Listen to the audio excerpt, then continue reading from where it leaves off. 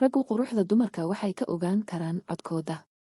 Cilmi-baadhis ay soo saartay Jaamacadda Vienna ee dalka Austria ayaa sheegtay in raggu ay quruxda dumarka ka ogaan karaan codka iyagoo xataa arag muuqa haweeneyda, iyadoo cilmi-baadhayaashu sheegay in codka gabdhaha lagu garan karo muuqaalkeeda inay weji ahaan soo jiidasho leedahay ama aanay lahayn.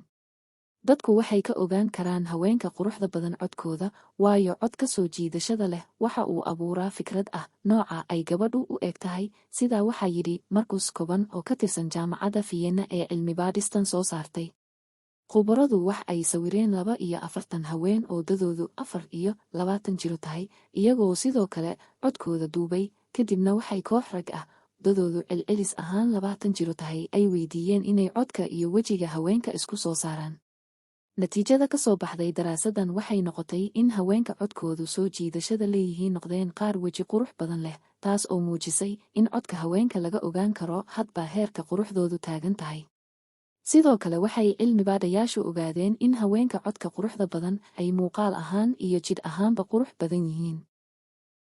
Waad ku mahadsantahay daawade, waxaana tahay qof muhiim noo ah. Halkan kala soco buugata daraasadaha maqaalada iyo qormooyinka muhiimka ah oo dhegaysi ah ama naqal ah.